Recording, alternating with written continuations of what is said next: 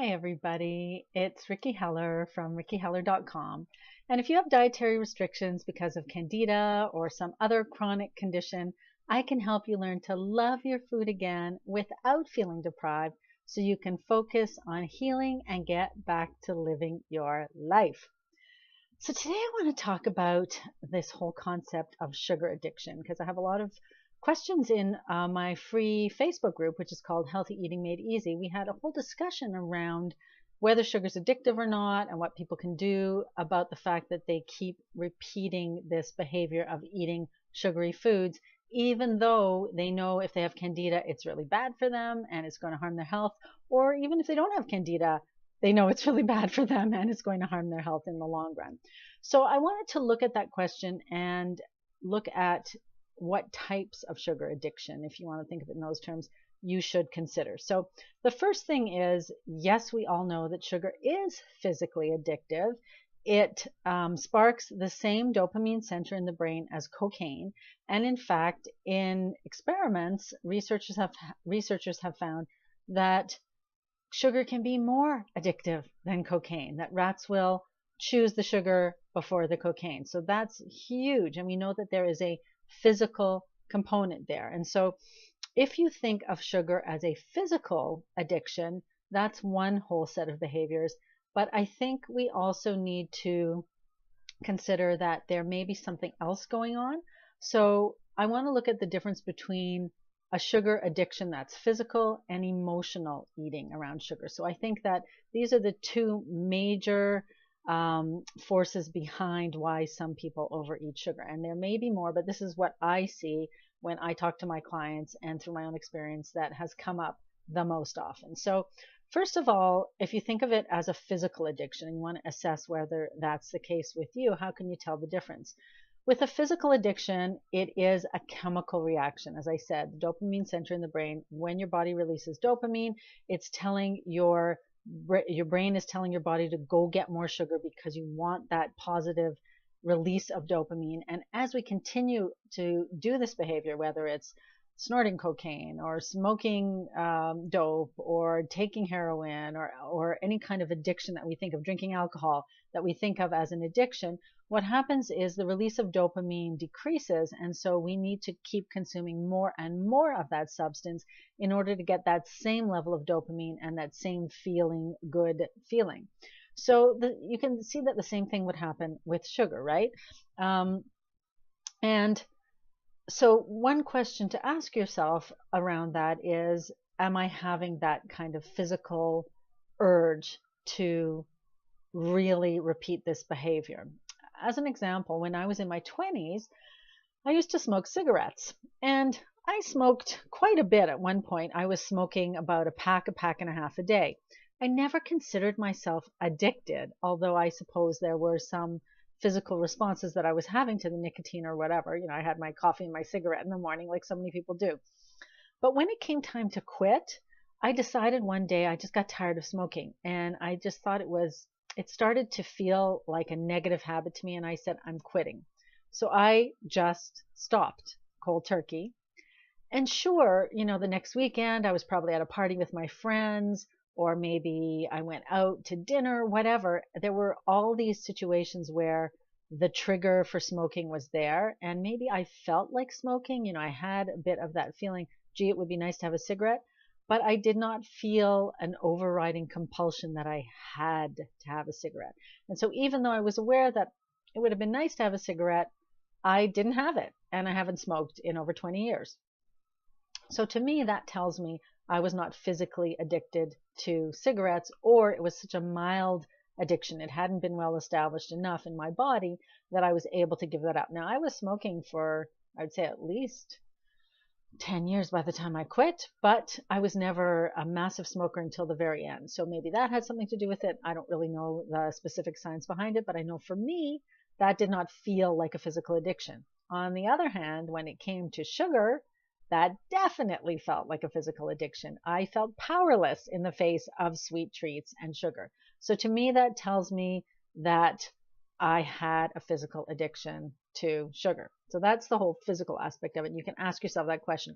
Another way to look at it is could you do without it? So, we don't, or would you be able to have just a little of it? So as an example, before I got to the pack and a half a day, I used to be a social smoker. I wouldn't buy cigarettes myself, but I would if I went out to dinner, and in those days you could smoke in restaurants. So if I went out to dinner with friends and they had a cigarette and offered me one, or if I was at a party and someone offered me one, I would have it. But then that was it. I was okay with it. So could you have just a little bit of that substance, right? Are you able to have one piece of chocolate and stop? Then you're likely not addicted to chocolate. With me, I could not just have one sugary thing and then stop. I was addicted to sugar. So that's a sort of physical addiction. And when we talk about addictive behaviors, often that's the kind of gauge we use. But I think the second reason people feel addicted to sugar and they overeat on sugar, as with many other foods, is an emotional eating component. So we're eating to assuage our emotions. We're eating because there's some uncomfortable emotion or some uncomfortable feeling that we don't have other means to deal with. And so we use food for comfort, or we use food when we're bored, or we use food when we're angry, or we use food when we're upset. We use food when we had a fight with our husband. We use food when we had a fight with our sister, or when our teacher said something horrible to us. Whatever it may be, we're using food in an emotional way. And the thing about emotional eating versus addiction, I believe, is that we can change that behavior. So if we're eating for emotional reasons, there are all kinds of strategies, tactics, behavior modification that we can use over the years to ensure that we're no longer going to use food that way. And for people who have accomplished that and they've gone through that whole process, they might be able to then just have a little bit of sugar once in a while. So I have friends who can be happy having one chocolate truffle, and they say that satisfies the urge, they're done. Or they feel like eating a chocolate truffle, so they eat it. They're not eating to satisfy an emotional urge. Now, I think if you have candida or other food restrictions, there's another level of complexity there, because as someone with candida, even if I were emotionally able to eat one chocolate truffle, I don't want to do that to my body because the sugar can trigger the candida and that makes it worse. So for me, the emotional component is something definitely I want to deal with. I believe that I also ate emotionally on top of being physically addicted, but I don't ever want to go back to eating sugar because I know that can just cause my candida symptoms to flare.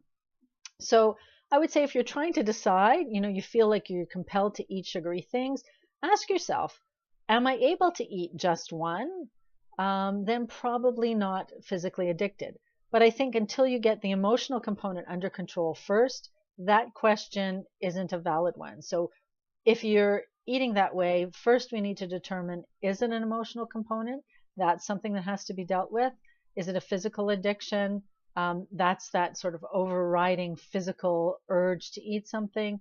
If you feel that you could eat just one, then you're not addicted. And then I would say you most likely don't have an emotional urge to eat that either. Again, please let me be clear, I'm not a therapist, I'm not a doctor, but this is what I have found in my own experience as a good distinction that can be helpful if you're trying to think about that. So I hope that's helpful if for those of you who have been feeling like sugar has a strong hold over you. If there is a physical addiction at play, then that's something that requires one kind of approach. An emotional component requires a completely different approach. For me, I've had to use both. So first, I wanted to get the physical addiction under control. And over the years, I have continued to work on the emotional component so that I don't eat when I'm not hungry, or I don't eat sweet things as a way to comfort myself. So even though I'm not eating sugar per se, I still have a comfort component with sweet foods. So that's something that I'm going to continue to work on, but I can safely say I do not feel that I'm physically addicted to sugar anymore because I don't eat it. I consider myself a recovering addict, and that's something I will be for the rest of my days. So it might be useful to think of it in terms of an alcoholic or someone who's addicted to a different kind of drug, and look at it in those terms when you ask yourself, will I be able to go back to eating sugar again? Will I be able to eat just one? Do I want to? For those of us with candida, the answer might be no. So I hope that was helpful for you. If you like the video, please do give it a thumbs up and share it with someone who you think could benefit from this information. And I will see you again next time. Take care. Bye.